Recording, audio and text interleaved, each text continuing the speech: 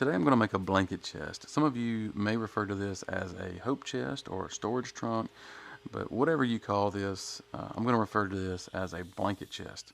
We're trying to do some organization in our house, and with 3 kids that can be difficult. But at some point in time, each of our kids have received a personalized blanket or quilt or whatever, and so we just need somewhere to store all of this stuff. So this is the perfect project. It's real easy to do. It can be built in a day, so anybody can do this. The entire project consists of 1x4s and some plywood.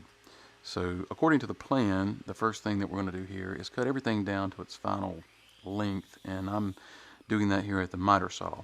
And so the next step that I want to do after I get all of those cut down is take it to the table saw, and I'm going to just clean up one edge to get a real nice and crisp edge.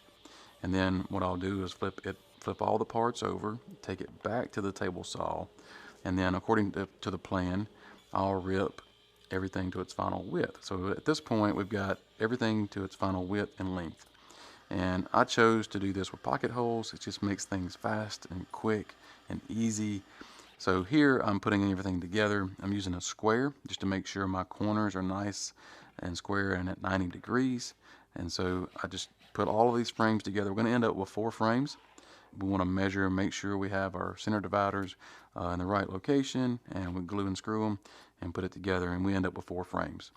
And so once we have that part of the project done, then we can move on to putting them all together. And so that's what I'm doing here, putting the 4 frames, the 4 sides. I get 2 long sides, 2 short sides, and we're assembling this in the same manner as we did the face frames.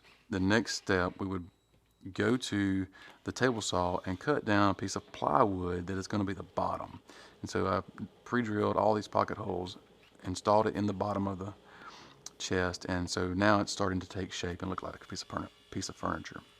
And so the insides, the panels, are also made from plywood, and I'm using 3/4 inch plywood here. You can use 1/4 inch, it'd be just fine. But I'm marking on that this is going to be the inside of the chest, and so what I'm marking here are some hole locations to drill into those center dividers of those frames to kind of pull everything nice and tight. And so once I get all of that done, I chose to take this to a friend of mine's cabinet shop. He's showing me a few tricks here about each joint to where you cut a V groove in that and allows the paint to lay in that groove, and so it won't crack when the wood moves and that kind of thing. And so we just put wood filler and some of the imperfections and sand all that out. So we have a nice, clean, flat surface all the way around.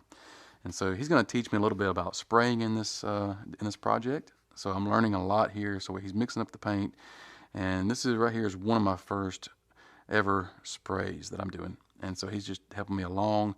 I think this is probably one of the sides or even the top that we're spraying here. And it's really interesting the way all this comes together, and just makes it for a nice, really good finish. Actually, all of this is just primer. We're going to get to the final paint here in just a second.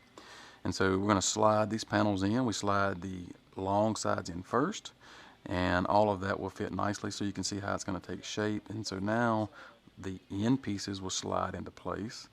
And then once you have all of that done, once you have everything in place, the holes that I pre-drilled previously, these are the holes that I'm using to attach this to those center dividers in the outside frames. And so that just eliminates the gap in the frame and the piece of plywood there. Now we can go to the final stages of paint.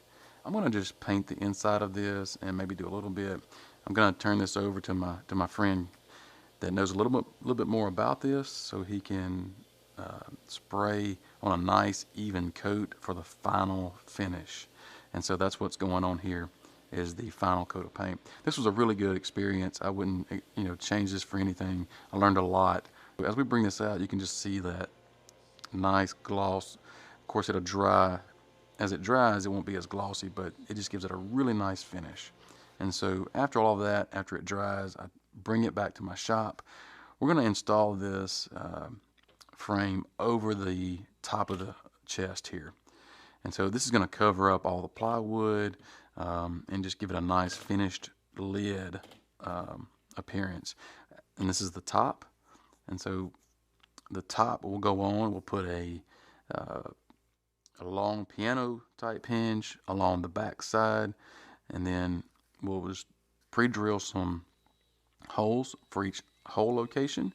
But what I do is go ahead and just find the center ones and attach the hinge with the center holes loosely. I don't tighten those down just yet, but once I get those in there and it's not real tight, then I can make sure the hinge is even on both ends when I mark and pre-drill those hole locations.